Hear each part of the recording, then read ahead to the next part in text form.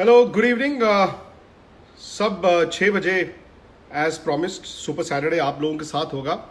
और आज मेरे साथ वर्ल्ड चैंपियन, इनफैक्ट वो खिलाड़ी जो हिंदुस्तान के लिए हमेशा लड़ते रहे, वो खिलाड़ी जो वर्ल्ड T20 2007 के फाइनल में हाईएस्ट रन गेटर थे, 2011 वर्ल्ड कप फाइनल के दौरान भी हाईएस्ट रन गेटर थे, गौतम गंभीर मेरे साथ आज जुड़ेंगे। और गौतम के लिए आज शायद क्रिकेटर से ज़्यादा जो जिम्मेदारी है वो है as member parliament, as a politician, as member parliament. Corona virus के दौरान अपनी कॉन्स्टिट्यूंसी में क्या चल रहा है, उसके अलावा सरकार में क्या चल रहा है, तो तमाम ऐसी बातें हैं। बिकॉज सोशल कॉजेज आपने हमेशा देखा है उनको उठाते हुए। तो आज मैंने न सिर्फ उनसे corona virus as member parliament, तकरीबन 1 साल उनको होने वाला है, क्रिकेट की भी बात करेंगे, क्योंकि हम और आप जो क्रिकेट के चाहने वाले हैं, हम तो ये चाहते हैं कि जल्दी से जल्दी क्रिकेट शुरू हो। तो गौतम मेरे साथ जुड़ गए हैं, मैं उनको ले लेता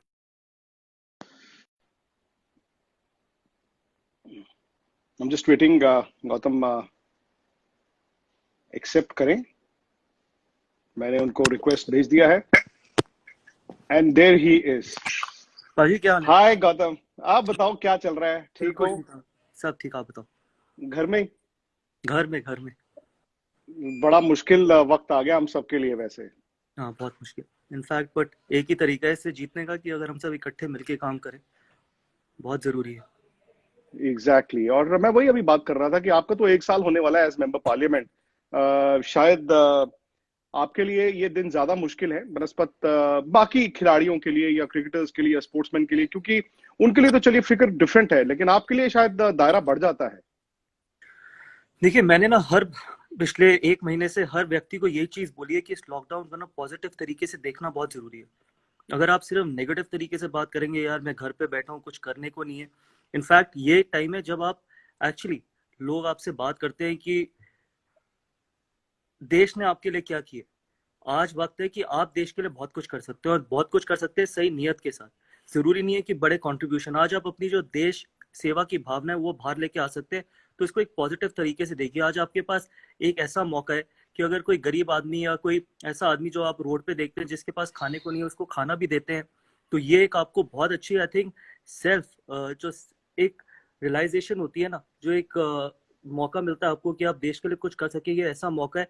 और प्लस आपके पास ये एक ऐसा मौका भी है कि आप अपने घर वालों के साथ, अपने बच्चों के साथ, जैसे मैं पहले क्रिकेट में था, उसके बाद अब मैं पॉलिटिक्स में आया हूँ, तो पूरे 15-20 साल मेरे को कभी ऐसा टाइम नहीं मिला कि मैं अपने बच्चों के साथ ऐसा टाइम गुजार सकूं। अब इस लॉकडाउन की वजह से मैं अपने बच्चों को दोनों को सुला पाता हूँ, उनके साथ शायद खेल सकता हूँ और ऐसा टाइम स्पेंड कर सकता हूँ जो शायद मैंने पहले नहीं किया था।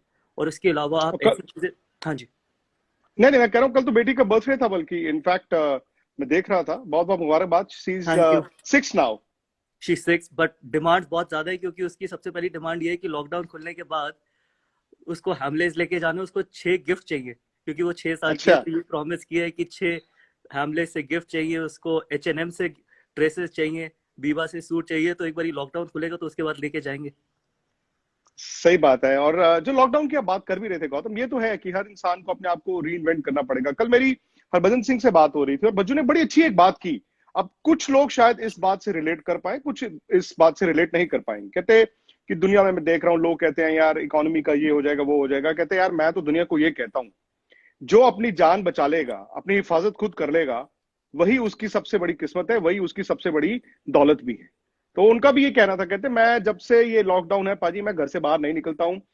बेटी और वाइफ वो घर पे ही रहती हैं। मैं कभी कभी हफ्ते में एक बार जब मुझे राशन लेने जाना पड़ता है, मैं कार में बैठता हूँ। कहते सो मच सो कि मुझे ये कहा जा रहा था, गीता भाभी ने कहा होगा कि यार एक बार हमें नीचे तक ही ले जाओ, नीचे तक ले जाओ, गाड़ी में एक बार बिठाई लो। कहते मैंने वो भी मना कर दिया। तो ये तो है, जितना आप इस वक्त एहतियात बरतेंगे उतना ही आपके लिए बेहतर है, सबके लिए बेहतर है। जी बिल्कुल, और मैं बिल्कुल सहमत हूँ भजीपा ने जो बोला है कि देखिए, सबसे कम से कम अगर आप अपने देश के लिए कुछ कर सकते हैं तो ये कर सकते हैं कि आप घर पे रहिए, और जो एडवाइजरी है, जो गाइडलाइंस आपको दी जा रही है, उसको फॉलो कीजिए। और स्पेशली उन लोगों के लिए इमेजिन करिए कि डॉक्टर्स हो गए, नर्सेज हो गई, पुलिस ऑफिसर्स हो गए, जो हमारे लिए फ्रंट पे लड़ रहे हैं। आप उनके लिए घर पे रहिए, ट्रू। और उनके लिए घर पे रहिए, और उनकी इज्जत करना बहुत जरूरी है। जो जरूरी नहीं कि हर लड़ाई आपको बॉर्डर पे ही दिखेगी लड़ते हुए। एक ये ऐसी लड़ाई है जहां पर आप इमेजिन करिए, डॉक्टर्स 2-2 3-3 दिन घर अपने घर नहीं जा रहे, 24 आवर्स के 48 आवर्स वो आईसीयू में काम कर रहे हैं, उनके भी छोटे बच्चे हैं, ठीक है, उनकी भी फैमिलीज हैं। तो आप उनको सोचते हुए ही अगर आप घर पे रहते हैं, आपके पास तो बहुत, आप मतलब बहुत फॉर्चुनेट है हम लोग कि हमारे पास घर में हर तरीके की फैसिलिटीज है। सिर्फ गवर्नमेंट आपसे ये मांग रही है कि आप घर पे रहिए, सोशल डिस्टेंसिंग मेंटेन करिए और कहीं ना कहीं घर से बाहर मत जाइए। इतना तो आप कर ही सकते हैं देश के लिए, और इतना हमारे को करना भी चाहिए as a responsible citizen of this country. और मैं देख रहा था कि सोशल मीडिया के जरिए या न्यूज चैनल्स पे देखता हूँ कि आपने भी दिल्ली में काफी बढ़ चढ़ के काम किया, सो मच सो कि लगता है कि जैसे सेंटर स्टेट का रिलेशन अब जाके दिल्ली में वर्केबल दिख रहा है। आपकी जो स्टेट गवर्नमेंट है यहाँ पे, आम आदमी पार्टी की, नेशनल गवर्नमेंट बीजेपी की, आप बीजेपी के एमपी हैं, कहीं कहीं मुझे कोऑर्डिनेशन भी दिखता है, विच इज गुड। एक आपदा जो है अगर ह्यूमैनिटी को एक साथ ले आए तो इसमें कोई हर्ज भी नहीं है। देखिए, ये लड़ाई पूरी देश की है, ये लड़ाई किसी एक पॉलिटिकल पार्टी की नहीं है, और ये लड़ाई किसी एक पॉलिटिकल पार्टी से जीती भी नहीं जा सकती। तो अक्रॉस पार्टी लाइन और सबको मिलके काम करना बहुत जरूरी है, और ऑनेस्ट इंटेंट के साथ काम करना बहुत जरूरी है। मुझे लगता है कि नीयत साफ होनी चाहिए, और नीयत ऐसी होनी चाहिए कि आपके पास सिर्फ एक इसी तरीके की नीयत होनी चाहिए कि आप जो लोग लड़ाई लड़ रहे हैं या जो लोग फ्रंट पे लड़ रहे हैं उनको कितनी फैसिलिटीज दी जाए, और कोई भी व्यक्ति भूखा ना सोए। कम से कम आप इतना करें, यही आपके लिए सबसे ज्यादा जरूरी होगा। जिस तरीके से हमने बात करी थी कि आज सरकार की सबसे बड़ी कमी किस चीज की, अगर आप देखें तो पीपीपी किट्स की शॉर्टेज है। तो हम ये चाहते हैं कि सब मिलकर, कोई भी अगर अपनी तरफ से डोनेट कर सकता है या अपनी तरफ से काम कर सकता है, तो डॉक्टर्स के लिए, नर्सेज के लिए डोनेट करिए, कहीं ना कहीं आप राशन की किट्स डोनेट करिए, खाना डोनेट करिए, बहुत चीजें आपके पास करने के लिए अक्रॉस पार्टी लाइन। इस टाइम पे पोलिटिसाइज करेंगे अगर आप चीजें, तो उससे कोई फायदा होने वाला नहीं है। और प्लस जो चीज बोली जाए उसको इम्प्लीमेंट करना बहुत जरूरी है। प्रोमिसेस करना और उनको इम्प्लीमेंट करने में जमीन आसमान का फर्क होता है। इसलिए मैं चाहता हूं कि हर पॉलिटिकल पार्टी आगे आए, पोलिटिसाइज कोई भी चीज ना करे, और मिलकर इस लड़ाई को लड़ने की कोशिश करें। और दिल्ली में केसेस लेकिन बढ़ते जा रहे हैं, ये बड़ी फिक्र की बात है कि दिल्ली, बॉम्बे, दो ऐसे शहर जहां पर केसेस कंट्रोल में नहीं आ रहे। देखिए, हाँ, ये थोड़ी डिस्टर्बिंग है। इसलिए जैसे मैंने आपको बात बोली कि इस लड़ाई को लड़ने के लिए आपको प्रोएक्टिव रहना बहुत जरूरी है रादर देन रिएक्टिव। मैंने कहीं ना कहीं ये बोला भी था कि अगर आप लड़ाई से आगे सोचेंगे, अगर आप आगे का सोचेंगे, वो बहुत जरूरी है रादर देन, जैसे अगेन मतलब मेरा कोई भी मन नहीं है इसको पोलिटिसाइज करने का, लेकिन कहीं ना कहीं जो मुझे थोड़ा दुख होता है कि 3-3.5 हफ्ते लॉकडाउन के बाद, 3-3.5 हफ्ते लॉकडाउन के बाद भी जब मेरी बात हुई थी, हमारी सीएम ने सारे सातों के सातों एमपी से बात करी थी, तो उन्होंने ये बोला कि आप हमारे को वेंडर्स के नाम दे दीजिए जिनसे हम पीपीपी किट्स खरीद सकते हैं। मतलब आप 3.5 ओके। हफ्ते के बाद भी आप वेंडर्स को ऑर्डर करेंगे, उसके बाद किट्स आएंगी। जबकि आपको प्रोएक्टिव रहना जरूरी था। आपको पता था कि सबसे ज्यादा जरूरत अगर किस चीज की है इस लड़ाई में, तो वो डॉक्टर्स और नर्सेज के लिए पीपीपी किट्स की है। और अगर दिल्ली सरकार को वेंडर्स की जरूरत पड़ती है, उनको वेंडर्स नहीं मिल रहे, जबकि मेरी फाउंडेशन ने ऑलरेडी 3 या 3,500 किट्स बांट चुके थे। तो इसलिए अगर आपने वही चीज पहले की होती तो शायद आपके पास सफिशिएंट किट्स होती। और ये 3 हफ्ते बाद हुआ है, और मुझे नहीं लगता कि अभी भी कोई भी किट ऑर्डर की गई है या कोई भी किट अभी तक आई है। तो ये थोड़ा डिसहार्टनिंग है। प्लस आपने इतने बड़े बड़े तो आप कह फिगर्स रहे दिए। पीपीई किट्स आई ही नहीं है अभी तक? मतलब जो हम जो अखबारों में पढ़ते हैं कि इतना ऑर्डर हो गया, इतना आ जाएगा, वो सब अभी देखिए आपको लगता है कि नहीं देखिए पहुंचा है? अखबार, एक सेकंड पाजी, मैं एसी चला लूं, एक सेकंड, जी जी, बिल्कुल बिल्कुल। एक सेकंड।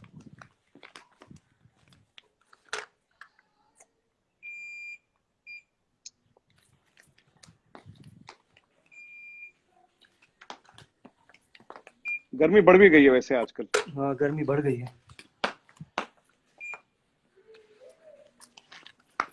देखिए, आज भी आप देखते हैं और पढ़ते हैं कि पीपीपी किट्स की कितनी शॉर्टेज है। और मेरे हिसाब से जब हम 3 हफ्ते के बाद, जो मैंने वेंडर्स के नाम दिए थे संजय सिंह जी को और बाकी सीएम साहब को, मैंने बोला था कि आप मुझसे जितने वेंडर्स के नाम है जहाँ से हमने पीपीपी किट्स लिए, आप वहां से ले सकते हैं। उन सारे वेंडर्स के नाम हमने दे भी दिए, मैंने नंबर्स भी दे दिए, कॉन्टैक्ट्स भी दे दिए। तो मुझे नहीं लगता कि अभी तक कोई भी ऐसी चीजें, अभी कोई भी प्रोक्योरमेंट हुई है। तो ये थोड़ा अनफॉर्चुनेट है। उससे ज्यादा जो चीज अनफॉर्चुनेट मुझे नजर आई थी, जो मुझे बहुत खराब लगी, कि आप प्रेस कॉन्फ्रेंसेस में आके आप कहते हैं कि आपने 80 लाख लोगों को खाना खिला, राशन दिया, 20 लाख लोगों को आप खाना खिला रहे हैं। उसके बावजूद इतने माइग्रेंट लेबर्स, आपने देखा होगा कि आनंद विहार बस स्टैंड पे थे, वो दिल्ली छोड़ के जा रहे थे। अगर आप 1 करोड़ लोगों को राशन और खाना दे रहे हैं, तो कोई इस समय पे अपना खर्च छोड़ के, कोई 2-2 दिन चल के अपने गाँव में नहीं जाएगा। तो ये थोड़ा अनफॉर्चुनेट था, बिकॉज जो भी आप डेटा दीजिए, जो भी आप नंबर्स दीजिए, आई थिंक फैक्चुअली करेक्ट होने बहुत जरूरी है। अगर आप आप कह रहे हैं कि 5,000 जमीनी हकीकत डिफरेंट है। मुझे ये लगता है, मेरे हिसाब से यही है कि अगर आपने 1 करोड़ लोगों को अगर आप खाना बांट चुके हैं, राशन दे चुके हैं, तो मुझे नहीं लगता कि आज कोई भी दिल्ली में भूखा सोता या फिर आज कोई भी दिल्ली में खाने की कंप्लेंट करता। बिकॉज 80 लाख लोगों को राशन बांटना और 20 लाख लोगों को खाना खिलाना, मतलब आप इमेजिन करिए कि 2 करोड़ की संख्या है दिल्ली की, 2 करोड़ लोगों की आबादी है, जिसमें से तो आप हर 1 करोड़ लोगों दूसरे को आदमी केटर को कर आप खिला रहे हैं। एग्जैक्टली हर दूसरे आदमी को खिला रहे हैं। तो ये जो नंबर्स है ना, ये आई थिंक मेरे को लगता है कि थोड़े ओवर द टॉप है। तो इसलिए जरूरत इस टाइम पे है ऑनेस्टी की, और अगर आप ऑनेस्टी से काम करेंगे, आप एक आदमी को खाना खिलाइए। मैं कह रहा हूँ कि मेरी फाउंडेशन में हम दिन में 6 या 7 हजार लोगों को ही खाना या राशन बांट पाते हैं, और उनके डेटा है हमारे पास, उनके एग्जैक्ट डेटा है कि हमने किस किस आदमी को, उसका नाम, किस झुग्गी में, किस सोसाइटी में, किस जगह वो रहता है, सबके डेटा मेरी फाउंडेशन के पास हैं। हमने ऐसा नहीं किया कि हमने 6,000 पैकेट्स बांटे और हमने बोला हो कि हमने 20,000 पैकेट्स बांटे। देखिए, सच्ची नियत की बहुत ज्यादा जरूरत है। इसलिए आई होप कि दिल्ली सरकार और बेहतर करेगी।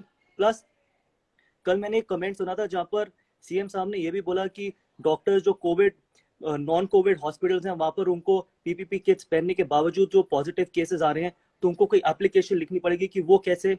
आज अगर आप अपने डॉक्टर्स की इंटेग्रिटी को क्वेश्चन करेंगे या क्रेडिबिलिटी को क्वेश्चन करेंगे जो आपके लिए लड़ रहे हैं, ये बहुत अनफॉर्चुनेट है। आप कम से कम, अगर आप कुछ दे नहीं सकते तो कम से कम आप उनकी इज्जत करिए। इज्जत करना बहुत जरूरी है। वो अपना घर बार छोड़ के जा रहे हैं, वो एप्लीकेशन, रिटर्न एप्लीकेशन दे कि वो पॉजिटिव कैसे पाए गए जब उनको पीपीपी किट्स पहनी हुई है और वो नॉन कोविड हॉस्पिटल्स हैं। देखिए, इज्जत करना और फ्रंटलाइन वॉरियर्स की इज्जत करना बहुत जरूरी है, इंसान की इज्जत करना बहुत जरूरी है। और ये शायद मैंने सीखा है अभी तक पिछले 1 साल में, जब से मैं राजनीति में आया हूँ। सही बात है। मतलब लड़ाई लंबी जाएगी, मुझे तो ये लग रहा है बिल्कुल आपकी लड़ाई लंबी बातों से भी। और जो हालात हैं, ये वो नहीं है जो हम शायद आज से 1.5 महीना पहले सोच रहे थे कि आसानी से जीत जाएंगे। ये है तो लंबी लड़ाई है। बिल्कुल बिल्कुल लंबी लड़ाई है, और लंबी लड़ाई के लिए तैयार होना भी बहुत जरूरी है। इसलिए प्रोएक्टिव रहना बहुत जरूरी है। लड़ाई से आगे सोचना बहुत जरूरी है। ये नहीं कि कोई चीज हो जाए उसके बाद रिएक्ट करें। रिएक्ट करने से पहले प्रिकॉशन रखना या फिर उससे आगे रहना बहुत जरूरी होगा। गौतम, इस दौरान 40 डेज आई एम श्योर आप अपनी कॉन्स्टिट्यूएंसी का तो ध्यान रख रहे होंगे, घर का ध्यान रख रहे हैं। मतलब जो हर पुरुष को घर पर करना पड़ रहा है, वो सब आप कर रहे हैं कि नहीं कर रहे हैं, या फिर आपको यहाँ पर कम नंबर मिल रहे हैं? देखिए, घर पे मुझे हमेशा ही कम नंबर मिलते हैं। घर पे कभी भी मुझे ज्यादा नंबर नहीं मिलते। ये और तो मैं घर, अपॉर्चुनिटी थी नंबर और मैं बढ़ाने की। आपको बता रहा हूँ ना, मैं घर में हमेशा माइनॉरिटी में रहता हूँ, तो मेजोरिटी में कभी भी नहीं रहता। तो इसलिए कुछ भी करूँ वो सफिशिएंट नहीं होता। प्लस मुझे एक्चुअली अपने घर का, क्योंकि हमारे घर में माली नहीं आ रहा, माली को आना अलाउड नहीं है, तो जो घर का लॉन है उसकी जिम्मेदारी दी गई है कि आप उसको मेंटेन करिए, पौधों को मेंटेन करिए, ग्रास को मेंटेन करिए। तो कोशिश कर रहा हूँ कि उसमें पानी दूं, उसको हर तरीके से मेंटेन करूं, लेकिन अभी सही तरीके से कर नहीं पा रहा। प्लस एक चीज बहुत अच्छी कर रहा हूँ जिसमें मेरे को मौका मिला, वो है एक्चुअली भगत सिंह के बारे में पढ़ना, जो मैं ऑलरेडी हाँ, एक मैं बुक देख रहा पढ़। था आपने किताब, बिल्कुल। तो भगत सिंह जी के बारे में पढ़ना, जो मैं अभी किताब पढ़ रहा हूँ, आई थिंक वो एक कमाल की किताब है ना। आई होप कि सब पढ़े। वो चमन लाल जी ने लिखी है, भगत सिंह रीडर। बहुत मोटी बुक है और काफी इंटेंस बुक भी है, बट कमाल की बुक है। अब पता नहीं, अब मार्केट में तो लॉकडाउन के दौरान नहीं मिलेगी। आप खत्म कर लीजिए, फिर मैं आपसे किस दिन ले लूंगा। मतलब जरूर। किचन के पास आप आसपास ना गए ना नहीं ना है ना अभी बात, तक? 38 साल की मतलब उम्र वो है आप मेरी। आप घुमा फिरा के कुछ और बोल रहे हैं, नहीं बट नहीं, ये नहीं बोल रहे हैं कि किचन में नहीं गया हूँ। 38 साल की उम्र है, 39 का हो जाऊंगा अक्टूबर में। 39 ईयर्स में आज तक किचन में नहीं घुसा। और मैं आपको एक स्टोरी सुनाता हूँ, ये सिर्फ मैं आपको सुना रहा हूँ, तो इसमें मेरे को लगता है कि बहुत लोग, आई थिंक बहुत फनी स्टोरी है। क्या हुआ, एक बार नताशा अपने मॉम डैड के घर गई हुई थी। तो ऑब्वियसली रात को 1 बजे मुझे भूख लगी, तो मॉम डैड मेरे सो रहे थे, तो नताशा थी नहीं। तो मैं किचन में गया, तो ऑब्वियसली फ्रिज से मैंने चीज निकाली, फ्रिज से जो चीज बनी हुई थी वो निकाली। अब मैंने देखा, यार स्पून स्पून कहाँ होते हैं। और मुझे ये भी नहीं पता था कि फिर मैंने रात को 1:30 बजे नताशा को फोन किया, वो सो रही थी। मैंने उसको फोन करके बोला, मैंने कहा ये बता किचन में स्पून कहाँ होते हैं। आप इमेजिन बताओ करिए, यार। इतना बुरा हाल है मेरा। और वो नहीं, आज तक आपसे से मैं मुझे बेहतर हूँ। इतना चिढ़ाते हैं घर पे कि हैं? इमेजिन नहीं कर सकते। मेरे खुद घर पे मुझे ये नहीं पता किचन में स्पून कहाँ होते हैं। और झाड़ू पोछा तो फिर अब दूर की बात होगी, वो तो। झाड़ू पोछा मेरा मेरा काम है सिर्फ ऑर्डर करना, और मेरा काम है सिर्फ लॉन को मेंटेन करना। चलिए, लॉन तो आप ठीक मेंटेन कर रहे हैं। न, वो भी ठीक नहीं हो रहा है। इसलिए मैं कह रहा हूँ, माइनॉरिटी में रोज डांट पड़ती है कि आज ये खराब हो रहा है, आज ये वाला पौधा खराब हो गया, आज घास नहीं उग रही, ये नहीं हो रहा। तो कोशिश कर रहा हूँ कि कम से कम जब ये लॉकडाउन खत्म हो तो एक एक चीज में तो थोड़ा बेटर हो जाऊं, वो है लॉन मेंटेन करने में। ये जरूर सही होगा बात कि है। लॉकडाउन के बाद क्यूरेटर जरूर बन पाऊंगा किसी ग्राउंड में। नहीं, वो बहुत जरूरी है। खास तौर से आपकी जो कोटला है, हाँ, फिरोजशाह कोटला, वो तो मैं कितने साल से सुन रहा हूँ, ये कर दिया, ये कर दिया, ये कर दिया, लेकिन बात वहीं आ जाती है, ढाक के तीन पात। तो मैं वही कह रहा हूँ, क्यूरेटर जरूर बन पाऊंगा, वो भी एक प्रोफेशनल क्यूरेटर। तो आपको उसमें आपको कोई मेरे आप कमी नहीं निकाल पाएंगे। मतलब सीमिंग ट्रैक, मतलब घास घूस ठीक सीमिंग होगा ट्रैक, उसमें। बिल्कुल पूरा सीमिंग ट्रैक। देखो मेरा करियर जैसे खत्म हो आप गया, अब बाकी किसी को आसानी से रन नहीं बनाने देने। लेकिन गौतम, अभी जो बात कर रहे थे हम कि जिंदगी, देखिए जब कोरोना वायरस से आप जीत भी जाएंगे तो life is going to change. अब ये सब हमको एहसास हो गया, the new normal is different. आपकी भले सोशल डिस्टेंसिंग आए, मास्क लगाना आए, या हाइजीन आए, कई सारी अच्छी चीजें भी आएंगी दुनिया में। क्या क्रिकेट का खेल आपको लगता है कि वैसा हो पाएगा जैसा आज से 2, 2.5, 3 महीने पहले हो रहा था? देखिए सबसे बड़ा चैलेंज जो मैंने अभी कहीं पढ़ा है कि ऑस्ट्रेलिया ने बोला है कि आपको सलाइवा और स्वेट लगाना अलाउड नहीं है। और हम श्योर कि एग्जैक्टली आपने आपको तो जरूर मुझसे ज्यादा इन्फॉर्मेशन होगी इस बारे में। इमेजिन करिए अगर बॉलर्स के लिए स्वेट लगाना और सलाइवा लगाना अलाउड ना हो तो आप किस तरीके से बॉल मेंटेन करेंगे। देखिए वनडे क्रिकेट में चल जाएगा क्योंकि दो नए गेंद हैं और इतना ज्यादा फर्क नहीं पड़ता, इनिंग खत्म हो जाती है 50 ओवर के, 25-25 ओवर पुराने बॉल होते हैं। T20 भी 20 ओवर का है तो उसमें इतना ज्यादा मैटर नहीं करेगा, रिवर्स स्विंग आपको देखने को मिलता नहीं है। टेस्ट क्रिकेट में आप इमेजिन करिए 80 ओवर तक अगर आप बॉल में सलाइवा या स्वेट ना लगा पाए तो क्या हालत हो जाएगी बॉलर की और किस तरीके से वो मेंटेन करेगा। मुझे याद है एक बार डोमेस्टिक क्रिकेट में भी इंडिया में हुआ था जब एम्पायर्स ने मना किया था कि ना आप सलाइवा लगा सकते हैं ना स्वेट लगा सकते हैं। और उस टाइम पे 50 ओवर के बाद बॉल की ऐसी हालत हो जाती थी कि बॉलर को बॉल पकड़ने में भी शर्म आती थी। तो ये देखना बहुत जरूरी है कि आप उस चीज में क्या सोल्यूशन निकालेंगे, क्या कोई आप ऐसा सोल्यूशन निकालेंगे जो आप टीम को देंगे, बॉलिंग फील्डिंग टीम को देंगे कि आपके पास सिर्फ इतना ही सोल्यूशन है और आप ये एम्पायर के सामने लगा सकते हो और इसी पे आपने बॉल शाइन करनी है। जैसे हमने डीआरएस देखा है कि आपके पास सिर्फ 2 डीआरएस अलाउड है, आपके पास इतनी क्वांटिटी का सोल्यूशन है। अगर आप चाहेंगे कि आप 20 ओवर में खत्म करना चाहते हैं 20 ओवर में करिए, 80 ओवर में खत्म करना चाहते हैं 80 ओवर में करिए, बिकॉज आपको तो बॉल शाइन करना ही पड़ेगा। बॉल अगर आप शाइन नहीं करेंगे तो टेस्ट क्रिकेट बिल्कुल ही बोरिंग क्रिकेट हो जाएगी, बैट्समैन की क्रिकेट हो जाएगी और फिर तीनों ही फॉर्मेट बैट्समैन डोमिनेटेड फॉर्मेट हो जाएंगे। तो इसलिए आईसीसी के लिए एक बहुत बड़ा चैलेंज है कि क्या आप सलाइवा लगाना अलाउड करेंगे, बिकॉज मुझे नहीं लगता कि इस कोरोना वायरस के बाद सलाइवा का कोई भी क्वेश्चन आएगा, ना ही कोई क्रिकेटर लगाने की कोशिश भी करेगा, बिकॉज ये चांस लेना भी नहीं चाहिए। नहीं, बट गौतम, अब देखिए, जब आप बॉलिंग कर रहे हैं, आप फील्डर के पास गेंद तो जाएगा, एक फील्डर से दूसरे फील्डर के पास जाएगा, फिर गेंदबाज के पास जाएगा। चलिए ठीक है, आपने सलाइवा नहीं लगाया या स्वेट नहीं लगाया, लेकिन एक गेंद 4-5 हाथों में घूमते हुए गेंदबाज के पास जाएगी। तो क्या वो सिर्फ हम यहाँ इतना ही छोड़ देंगे कि चलो मैच से पहले हर किसी का टेस्ट हो रहा है और चूंकि आप नेगेटिव हैं सारे प्लेयर, तो चलो कोई बात नहीं, या उसमें भी आपको लगता है प्लेयर डरेंगे, उनके मन में वहम होगा? देखिए कई बार ए सिम्टोमेटिक भी हो सकते हैं आप, कई बार आपके पास सिम्टम ना हो। एग्जैक्टली। एग्जैक्टली सिम्टम जैसे हम बात करें दिल्ली में सबसे ज्यादा केसेस ए सिम्टोमेटिक केसेस हैं कि जब कोई सिम्टम ही नहीं, तो कहीं ना कहीं आपको वो चांस लेना पड़ेगा और आपको थोड़ा बहुत ब्रेव रहना पड़ेगा, बिकॉज आप थोड़ी ही प्रिकॉशंस ले सकते हैं। अब आप ऐसा तो कर नहीं सकते कि आप फील्डर्स को ये बोलिए कि आप ग्लव्स पहन के फील्डिंग करिए, देखिए वो भी कहीं ना कहीं अनफेयर होगा। या आप ये कोशिश करेंगे कि जो ये सर्जिकल ग्लव्स हैं सारे फील्डर्स वो पहन के फील्डिंग करें, बिकॉज वो बहुत आपको राम राम आया है, भज्जू ने आपको राम राम भेजा है, वो कह रहे मंत्री जी राम राम। वजुबा वजुबा कुछ भी कह सकते हैं। आपको पता कि नहीं, उन्होंने एक नया डिसीजन लिया है, अगर भज्जूपा की अगर इजाजत हो तो मैं यहाँ पे बता देता हूँ। कल बात हो रही थी उनसे, वो कह रहे मैं ये लाइफ में इस 40 दिन में इतना कुछ सीख गया हूँ, कहते अब मैं ना गांव जाना चाहता हूँ, जमीनें लेके वहां पर आराम से फार्म पे अपनी सब्जी उगा के अपनी सब्जी खा के वहीं सोना चाहता हूँ। मैंने कहा बताओ, कहते नहीं हैं 40 दिन में मुझे लाइफ की रीअवेकनिंग होगी। नहीं, बहुत अच्छी चीज बोली है। इनफैक्ट मैं जब घर पे होता हूँ तो अपने डैड के साथ और मॉम डैड के साथ, नताशा के साथ हम यही बात करते हैं कि इसके बाद, इस लॉकडाउन के बाद, जब भी ये लॉकडाउन खुलेगा, कंप्लीटली खुलेगा, आपका पर्सपेक्टिव लाइफ के लिए चेंज हो जाएगा। शायद जितना आप भाग दौड़ करते थे, जितनी आप चीजों के पीछे भागते थे, आप उतनी चीजों के पीछे भागेंगे नहीं। और कई लोगों ने शायद अपनी पूरी जिंदगी में 1.5 या 2 महीने घर पे नहीं बैठे होंगे, क्योंकि पूरी जिंदगी सिर्फ काम किया, घर से ऑफिस, ऑफिस से घर, घर से ऑफिस, ऑफिस से घर। तो उनका भी नजरिया बदलेगा और शायद कंटेंटमेंट ज्यादा आ जाएगी, और कंटेंटमेंट आनी बहुत जरूरी भी है।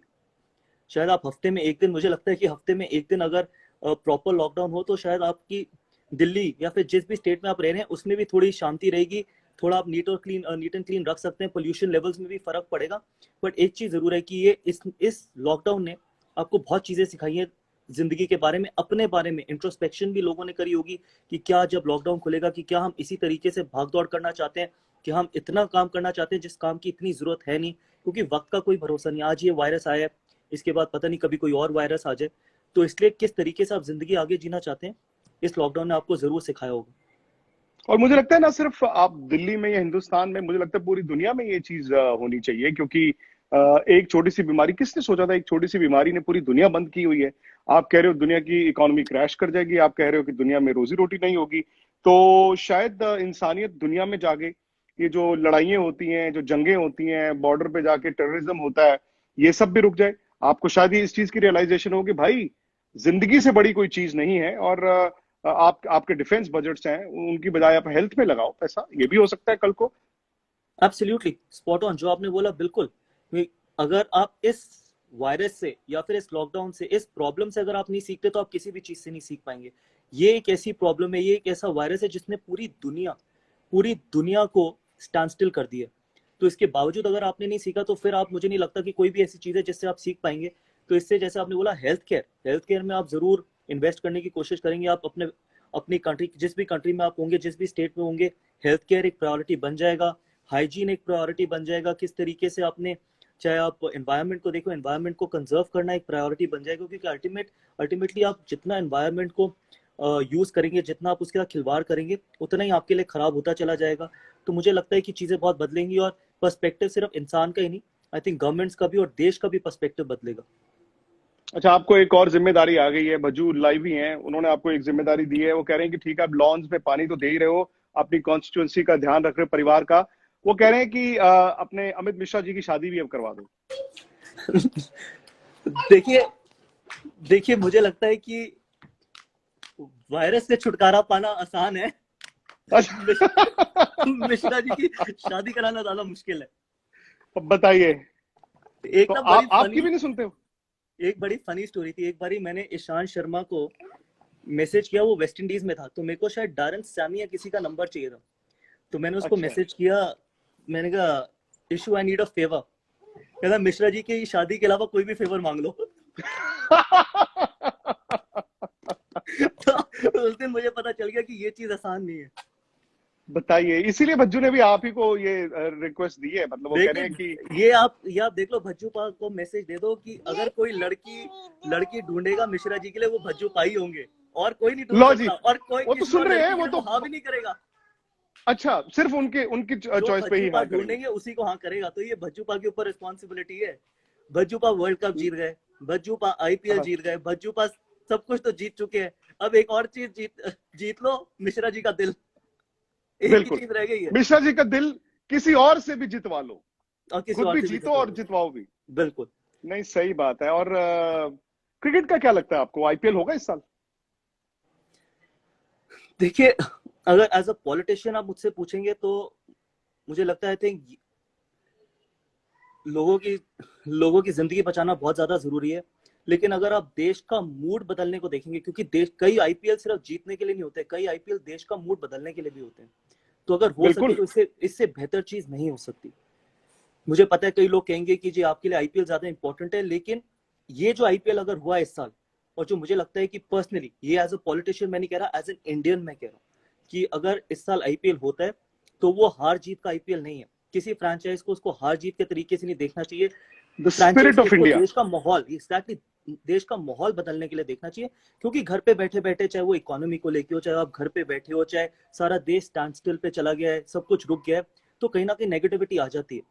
जब आप आईपीएल देखेंगे, आपका माहौल बदलेगा, आपका मूड बदलेगा।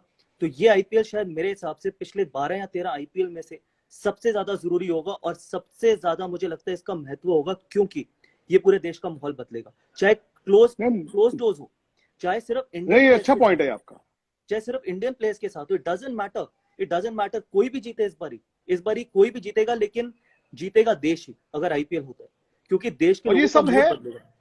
बिल्कुल। और ये सब है सब्जेक्ट टू कि कोरोना वायरस ऑब्वियसली काबू में आए। हालांकि हम सितंबर अक्टूबर की अगर बात करते हैं, अपने पास अभी 3-4 महीने हैं। अगर नीचे आता है, बिहाइंड क्लोज डोर्स हो सकता है। एक ये भी सजेशन आया था कि शायद दुबई में भी कुछ मैचेस ये सोच रहे हैं, अगर वहां पर भी सब कुछ ठीक रहे। इन दैट इवेंचुअलिटी ये भी तो है कि वर्ल्ड T20 जो गौतम अक्टूबर नवंबर में, और चूंकि ऑस्ट्रेलिया ने बड़ा अच्छा काबू किया है, ऑस्ट्रेलिया में आई थिंक एक्टिव केसेस हर रोज ऐसे गिर रहे हैं, आई थिंक 600-700 रह गए हैं, और 30 सितंबर तक उन्होंने अपने मुल्क को बंद किया हुआ है, एज्यूमिंग कि 30 सितंबर के बाद वो मुल्क खोल देंगे।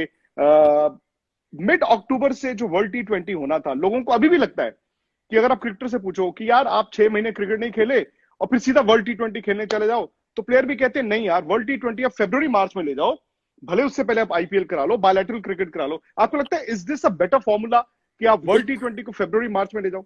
देखिए बाजी, मुझे लगता है कि आप दो बैक टू बैक अगर T20 वर्ल्ड कप कराओगे तो आई थिंक उसकी इंपॉर्टेंस कहीं ना कहीं डाइल्यूट होती चली जाएगी। आप इस साल ऑस्ट्रेलिया में करा रहे थे, अगले साल इंडिया में T20 वर्ल्ड कप था, उसके अगले साल फिर 50 ओवर वर्ल्ड कप था। 3 world cup I think back to back है, मुझे नहीं एग्जैक्टली पता कि 2 वर्ल्ड कप के बाद next 50 over world cup I think 20, 21 और 23, 20, 21 और 23, दिस वाज द ओरिजिनल। हाँ, तो 20-21 4 साल में आप 3 वर्ल्ड कप करा रहे। तो अगर आप इस साल वर्ल्ड कप नहीं भी कराते, मैं ये नहीं कहता कि आईपीएल ज्यादा इंपॉर्टेंट है वर्ल्ड कप से, अगर आप ये वर्ल्ड कप अगर आप नेक्स्ट ईयर में शिफ्ट करते हो, प्रॉब्ली नेक्स्ट वर्ल्ड जो इंडिया में वर्ल्ड कप होना है या नेक्स्ट ईयर इंडिया में कराइए, उसके बाद आप आगे देख लीजिए ऑस्ट्रेलिया का वर्ल्ड कप। आईपीएल इसलिए हम जस्ट सेइंग अगर फॉरेन प्लेयर्स नहीं भी आते तो मैं सिर्फ इंडिया की बात कर रहा हूँ, आप world cup probably next year लेके जा सकते हो। अगर आप world cup next year shift करते हो तो फिर एनीवेज आप 2 वर्ल्ड कप तो एक साल में करोगे नहीं, तो फिर जो वो इंडिया का वर्ल्ड कप है वो प्रॉब्ली आप एक साल और शिफ्ट करोगे, 22 में चले जाएगा वो, 22 में। तो एग्जैक्टली इस साल अगर आप आईपीएल कराते हो, नेक्स्ट ईयर ऑस्ट्रेलिया में वर्ल्ड कप कराते हो, उसके नेक्स्ट ईयर आप इंडिया में वर्ल्ड कप कराते हो, तो 3 back to back world cups हो जाएंगे। आई एम श्योर कि जो क्रिकेटर्स खेल रहे हैं, जो शायद इमेजिन जो 33-34 साल के हैं, उनको आपको 3 साल में 3 वर्ल्ड कप खेलने को मिल जाएंगे और 3 मौके मिलेंगे वर्ल्ड चैंपियन बनने के। शायद वो मौके बहुत क्रिकेटर्स को उनकी जिंदगी में नहीं मिलते, शायद लोगों को 4-4 साल वेट करना पड़ता है या 3-3 साल वेट करना पड़ता है वर्ल्ड कप खेलने के लिए। लेकिन अगर 3 world cup back to back हो जाए तो it's a great opportunity for lot of cricketers. और ये तो है ही है ना, देखिए जो मर्जी है, life has to go on, कभी ना कभी आपको जिंदगी दोबारा पटरी पर लानी है। और हम जानते हैं कि हिंदुस्तान में बॉलीवुड और क्रिकेट, ये 2 ऐसी चीजें हैं जो आपको बांध देती हैं। बॉलीवुड के लिए मेरा मानना है कि ज्यादा समस्या है, बिकॉज सिनेमा हॉल्स में लोग नहीं जाएंगे एज ऑफ नाउ, पता नहीं मूवीज बनेंगी किस तरह से बनेंगी, कब लोग उसको सिनेमाज में देखने जाएंगे या सिर्फ टेलीविजन पर आए करेगी।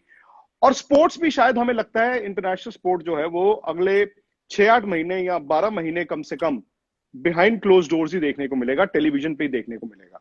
जी बिल्कुल, और थोड़ा बहुत मुझे लगता है कि डिफरेंट भी होगा क्रिकेटर्स के लिए, स्पेशली इंटरनेशनल क्रिकेटर्स के लिए जो इतने यूज्ड टू हो गए हैं बड़े बड़े क्राउड्स के सामने खेलना। आपने देखा होगा इंडिया हो गया, ऑस्ट्रेलिया हो गया, आपके पास पैक ग्राउंड्स होते हैं, तो सडनली जब इमेजिन करिए इंडिया ऑस्ट्रेलिया सीरीज अगर होती है और वो बिहाइंड क्लोज डोर्स होती है, तो थोड़ा टाइम लगेगा कई बार आपको एडजस्ट होने में, सिर्फ एडजस्ट होने में इंटरनेशनल क्रिकेट को नहीं, सिर्फ उस माहौल में एडजस्ट होने में, क्योंकि आप फ्रेंडली मैचेस खेलते हैं या फिर आप फर्स्ट क्लास मैचेस खेलते हैं जहां पर ज्यादा क्राउड नहीं होते। आप इमेजिन करिए इंटरनेशनल इंडिया वर्सेस ऑस्ट्रेलिया हो रहा है, वो भी विदाउट एनी क्राउड, तो वो उसको एडजस्ट करने में थोड़ा टाइम लगेगा और शायद व्यूवरशिप बढ़ जाएगी क्योंकि लोग टेलीविजन पे ज्यादा देखेंगे।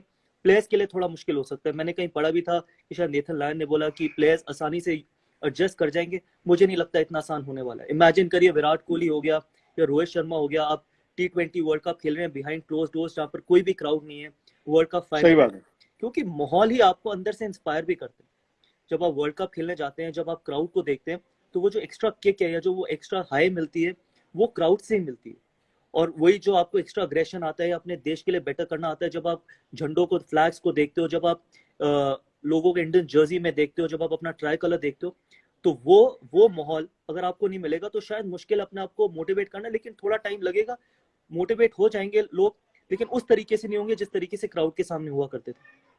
और अब तो ये भी कहा जा रहा है कि जब बायलैटरल सीरीज है इंडिया की जो विंटर में अगर होती है, ऑस्ट्रेलिया कह रहा है कि हम इंडिया की टीम को एक ही शहर में एक ही ग्राउंड में 5 टेस्ट मैच या 4 टेस्ट मैच भी खिला देंगे। दे आर सेइंग कि जी आप आ जाओ प्लीज, बिकॉज दुनिया की क्रिकेट जो इकोनॉमी है वो क्रैश हो रही है। आप देखें पूरी दुनिया में इस वक्त क्रिकेट ऑस्ट्रेलिया ने $60 मिलियन स्टॉक मार्केट में लगा दिए, विच वेंट बस्ट। उनके पास सैलरीज देने को पैसा नहीं है। I think ECB and BCCI, इनके अलावा every board is struggling.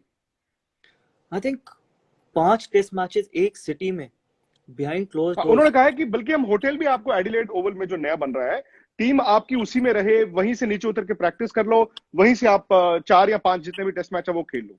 They are prepared for that. I mean हो सकता है कि द सिचुएशन में change, it may actually become better. See, I think they will always be prepared because you want India to come and travel. Every country Exactly. wants India. Every country wants India to come and play in their own backyard. And we know what Indian cricket and what Indian cricketers bring with them. For those two, specially imagine करिए Indian team वहाँ जा रही है, लेकिन एक city में अगर आप 5 टेस्ट मैच खिलाएंगे तो मुझे लगता है कि बहुत मुश्किल और बहुत मोनोटोनस होता चला जाएगा। अगर आप प्रॉब्ली 2 या 3 वेन्यूज रखें जहां पर आप प्रॉब्ली बाय रोड आप ट्रैवल कर सके, लेकिन ऑस्ट्रेलिया में बाय रोड ट्रैवल करना इम्पॉसिबल है, जैसे हमने देखा है आई बड़े थिंक बड़े वही है, रोड। आप सिर्फ सिडनी से मेलबर्न या ब्रिस्बेन, वो भी 6-6 8-8 घंटे आपको तब भी लग जाएंगे। एग्जैक्टली तो इसलिए मुझे लगता है कि 5 टेस्ट मैच, या तो फिर आप टेस्ट मैच कम करिए, 4 टेस्ट मैच हैं तो, या फिर एज ऑफ नाउ तो 4 हैं, ऑस्ट्रेलिया वांट्स की एक बढ़ा दो, वो अच्छा, मुझे नहीं लगता कि ऐसा होगा।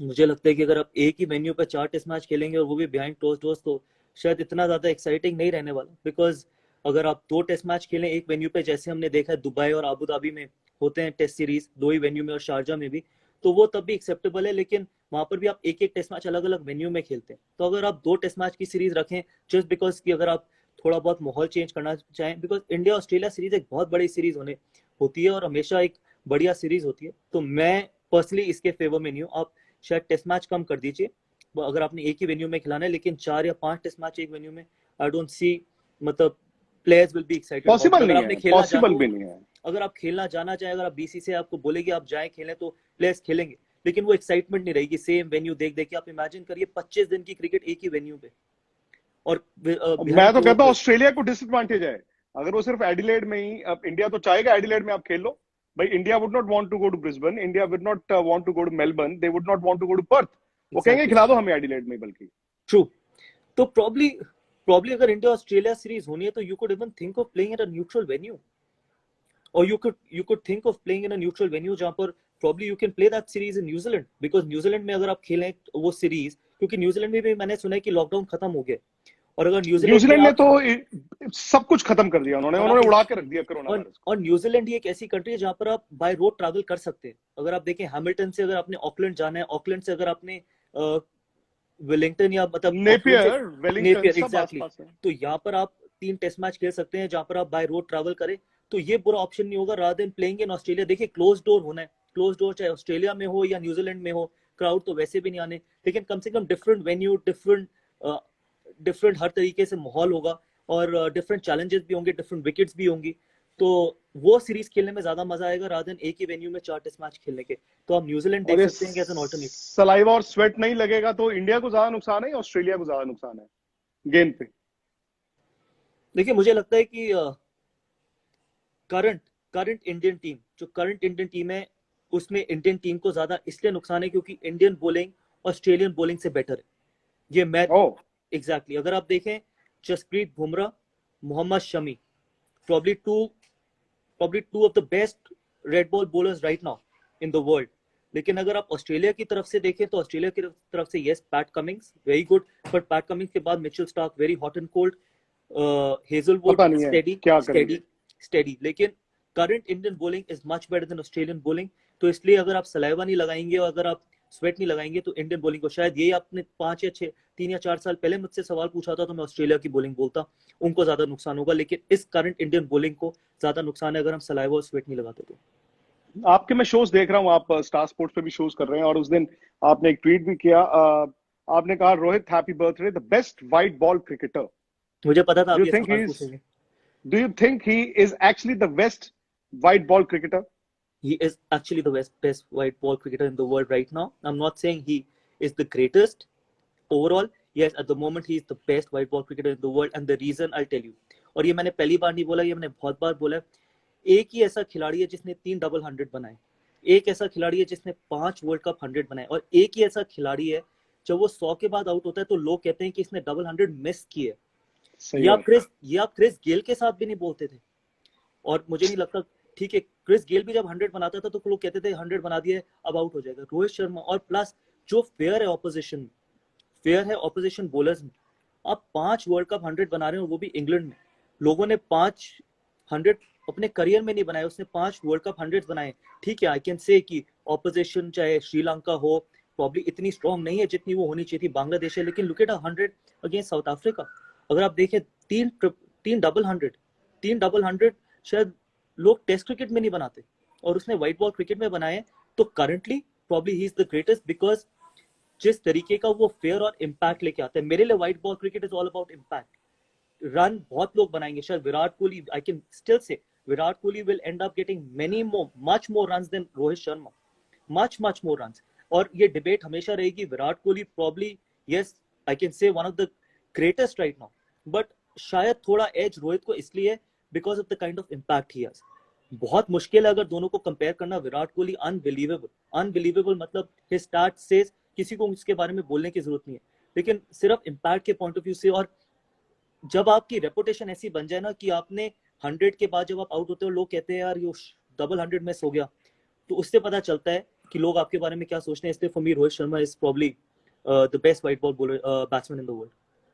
He is 33. Gautam, does he have enough time कि टेस्ट क्रिकेट में जो उनका नुकसान हो गया, पूरा नुकसान तो भरपाई नहीं हो सकती, बट अब जितनी टेस्ट क्रिकेट है, क्या उनके पास इतना वक्त है कि he can make up for the time lost? See, I think his biggest challenge will be towards overseas. India में रोहित हमेशा रन बनाएंगे टेस्ट में. जब ऑस्ट्रेलिया जाते हो, न्यूजीलैंड जाते हो, साउथ अफ्रीका जाते हो, that be a big challenge for any opening batsman because he started opening again. अच्छा स्टार्ट मिला है ओपन करके वापस. अगेन हमने हमेशा बात करी और मैं हमेशा ये कहता हूँ कि इंडियन बैट्समैन को जज नहीं करना चाहिए ओवरसीज टूर्स को लेके. रिकी पॉन्टिंग ने इंडिया में 3 या 4 टूर करे और सिर्फ एक टेस्ट 100 है. We still call Ricky Ponting as one of the greats of the game. Why? Because क्योंकि जब ऑस्ट्रेलियन बैट्समैन इधर आए और फेल हो, they are still the great batsman. लेकिन इंडियन बैट्समैन अगर ओवरसीज जाए और वहां फेल हो जाए तो question marks. This is very unfair. I think we need to be fair to our own cricketers as well. Bhajjupa तो मुझसे ज्यादा खेले रिकी पॉन्टिंग के खिलाफ. इंडिया में किस तरीके से उसने स्ट्रगल किया टेस्ट क्रिकेट में, लेकिन आज आप कहते हैं कि he is one of the greats of the game. अगर आप इंडिया के रिकॉर्ड से देखें तो he is nowhere even near. And इसलिए रोहित शर्मा के लिए चैलेंज होगा, but we should never judge Rohit Sharma by what he does in overseas conditions in test cricket. What he does overall in test cricket is something I think we should think of. Plus देखिए time ultimately आप जितने ज्यादा से ज्यादा time है या नहीं है वो तो वक्त ही बताएगा, लेकिन आई होप कि वो अच्छा कर सके बिकॉज उनको बहुत बैकिंग मिली है, बहुत कैप्टन ने बैक किया, MS धोनी ने बहुत बैक किया. आज रोहित शर्मा जहाँ है मुझे लगता है कि MS धोनी की बदौलत है. आप बात कर सकते हैं कि सिलेक्शन कमेटी, टीम मैनेजमेंट सब बेकार है. अल्टीमेटली अगर आपको कैप्टन की बैकिंग ना हो तो आपको कोई और बैक नहीं करता. सिलेक्शन कमेटी और ये टीम मैनेजमेंट ये सब कैप्टन के हाथ में. तो इसलिए मुझे लगता है कि रोहित शर्मा को जिस तरीके से बैक किया गया MS धोनी ने over a period of time, I think he needs उनसे ओपन कराया, उनके लिए करियर चेंजिंग हुई. और ऐसी बैकिंग मुझे नहीं लगता बहुत खिलाड़ियों को आज तक मिली है. एंड आई होप कि जो यंग खिलाड़ी आगे आ रहे हैं, चाहे वो शुभमन गिल हो, संजू सैमसन हो, इनको भी उसी तरीके का बैक करना चाहिए. और मैं यही एक्सपेक्ट करता हूँ रोहित शर्मा से, जब वो अब सीनियर बन चुके हैं और उनको जिस तरीके से बैकिंग मिली है, I hope he will put his foot down for certain youngsters और उनको भी उसी तरीके से बैकिंग देंगे. क्योंकि रोहित शर्मा एक प्राइम एग्जांपल है कि आप कमाल के खिलाड़ी बन सकते हैं अगर आपको सही तरीके से बैकिंग दी जाए. हर खिलाड़ी शुरुआत में इतना अच्छा नहीं होता. कई लोगों को टाइम लगता है अपने आप को फ्लरिश करने के लिए. रोहित शर्मा उनमें से एक वन एग्जाम्पल है. और रोहित की MS की सबसे बड़ी खासियत ये थी रोहित को लेके कि रोहित का इनिशियल करियर में जब इतना ज्यादा उन्होंने अच्छा नहीं किया था, लेकिन वो हमेशा ग्रुप के आसपास थे. ऐसा कभी नहीं हुआ कि रोहित शर्मा के बारे में डिस्कशन कभी नहीं हुई. जब भी कोई टूर होता था, चाहे वो टीम में नहीं भी होते, तो रोहित को पिक कर सकते हैं. तो he was always around the group. और वो कभी भी ऐसा नहीं हुआ कि रोहित बिल्कुल ही साइडलाइन हो गए. तो ये MS के लिए बहुत बड़ी काबिलियत तारीफ है कि उन्होंने हमेशा उनके टैलेंट को देखा और उनको उस तरीके से आसपास रखा और अल्टीमेटली आपके पास रिजल्ट है. तो मैं यही चाहूंगा कि जो आप सीनियर प्लेयर्स हैं, चाहे वो विराट कोहली है, रोहित शर्मा है, अभी तो एक्चुअली 2 ही हैं, विराट कोहली और रोहित शर्मा, तो इनको उन यंगस्टर्स को उसी तरीके से फ्लरिश और उसी तरीके से ग्रूम करना चाहिए जिस तरीके से MS ने इन दोनों को ग्रूम किया. ये बड़ी अच्छी बात आपने बोली है कि एक खिलाड़ी के लिए एक लीडर, और लीडर के लिए भी बड़ा जरूरी होता है कि जब आप एक लीडर दिखाते हैं तो वो प्लेयरों को रिस्पॉन्ड भी करते देखना चाहता है. आपका ऐसा एक कप्तान आपके करियर में जिसके लिए आप कहो मैं जान दे दूंगा, मैं छलांग मार दूंगा नीचे? देखिए मैं बहुत कप्तानों के अंडर खेला हूं. मैंने जब मैंने डेब्यू किया तो मैं सौरव गांगुली के अंडर डेब्यू किया, फिर राहुल द्रविड़ के अंडर खेला, मैं MS के अंडर बहुत खेला हूं, अनिल कुंबले. लेकिन मुझे लगता है कि एक कप्तान, और ये मैंने स्टार के शो पे भी बोला था कि एक कप्तान अगर वो ज्यादा कप्तानी करता तो वो शायद बहुत रिकॉर्ड तोड़ता, और जिसके लिए मैं अपनी जान दे सकता हूँ वो अनिल कुंबले. क्योंकि अच्छा. मैं उनके अंडर 6 टेस्ट मैच खेला हूँ और मुझे याद है एक एक्सपीरियंस की बॉर्डर गवास्कर सीरीज थी जो हम जीते थे यहाँ पर, जहाँ पर मैंने डबल 100 बनाया था. पहला टेस्ट मैच बैंगलोर में था, दूसरा मोहाली, तीसरा दिल्ली, चौथा नागपुर. 4 test match. तो पहले टेस्ट मैच से एक दिन पहले अगले दिन टेस्ट मैच स्टार्ट होना था, मैं और वीरू रूम में थे, मैं वीरू के रूम में था, तो हम ऐसी रात को डिनर कर रहे थे, तो अनिल भाई आए रूम में। अनिल भाई ने एक ही चीज बोली कि आप इन 4 टेस्ट मैच में 8 इनिंग में अगर आप 8-0 भी बनाएंगे तो आप ये पूरी सीरीज खेलेंगे, ये सीरीज आप Very दोनों good. ही ओपन करेंगे, चाहे आप 0 बनाओ चाहे 500 रन बनाओ, कोई मैटर नहीं करता, ये 4 टेस्ट मैच आप दोनों ही ओपन करेंगे। और उसके बाद रेस्ट इज हिस्ट्री। ऐसी वर्ड्स मेरे को मेरे करियर में और किसी ने आज तक नहीं बोली, इसलिए अगर मेरे को किसी के लिए जान देनी होगी तो वो सिर्फ एक ही कप्तान है, वो है अनिल कुंबले। और वो कई ऐसे वर्ड्स होते हैं ना, कई ऐसे वर्ड्स होते हैं जो आपके दिल को छू लेते हैं, कई ऐसे वर्ड्स होते हैं जो आपको पूरी जिंदगी याद रहते हैं, कई ऐसे वर्ड्स होते हैं आप जो मर्जी अचीव कर लीजिए अपने क्रिकेट में, लेकिन कई ऐसी चीजें होती हैं जो हमेशा आपके दिल के करीब होती है। ये एक ऐसी चीज थी। और मुझे अभी भी याद है, वो ललित होटल था जहाँ पर वो आए थे और कमरे में उन्होंने कहा था कि 4 टेस्ट मैच आप दोनों के नाम है, कोई आपको हाथ नहीं लगा सकता। चाहे तीसरे टेस्ट मैच में उन्होंने खुद रिटायरमेंट ले ली, लेकिन वो वर्ड्स, उस वर्ड्स की वजह से शायद मैं वो डबल 100 बना पाया, फिर वो 100 बना पाया मोहाली में। इसलिए एक कप्तान मैंने बहुत मतलब बहुत क्लैरिटी से बोला है, अगर वो ज्यादा कप्तानी करते, शायद दादा जितनी कप्तानी या MS धोनी जितनी कप्तानी और अब जो विराट कोहली जितनी कप्तानी करी होती उन्होंने, तो शायद बहुत रिकॉर्ड उनके नाम होते। और उन्होंने टफ टोस्ट पे भी कप्तानी करी है। उन्होंने ऑस्ट्रेलिया में कप्तानी करी, उन्होंने श्रीलंका में कप्तानी करी, जब वो मेंडिस मुरली की सीरीज, अजंता मेंडिस, हाँ मेंडिस और मुरली की सीरीज थी, जब मेंडिस ने बहुत विकेट लिए थे। और उसके बाद उन्होंने इंडिया में तो शायद सिर्फ 3 ही टेस्ट मैच में कप्तानी करी है। बिल्कुल 3 नहीं, तो 2 वो मोहाली में भी खेले नहीं थे शायद। हाँ मोहाली आई में थिंक भी बैंगलोर वो खेले थे यस और मोहाली में यस MS ने कप्तानी की थी, जिसमें यस वो आपने मिश्रा, बनाया 100। अमित और मिश्रा फिर वो खेले थे। बिल्कुल बिल्कुल बिल्कुल उसमें भी उनके शोल्डर। लेकिन आप अनिल कुंबले की बात कर रहे हैं गौतम, बड़ा आसान होता है, हम अनिल कुंबले को देखते हैं 600 इतनी विकेटें, ये वो, हम भूल जाते हैं Anil Kumble world cup final में बाहर बैठे हैं। इतना बड़ा खिलाड़ी वर्ल्ड कप फाइनल में, अगर दादा ने उनको कहा कि अनिल सॉरी आपके लिए 11 में जगह नहीं है, Anil Kumble took it on his chin. Anil Kumble कई विदेश में जाके टेस्ट मैचों में बाहर बैठते थे जब बज्जू खेलते थे।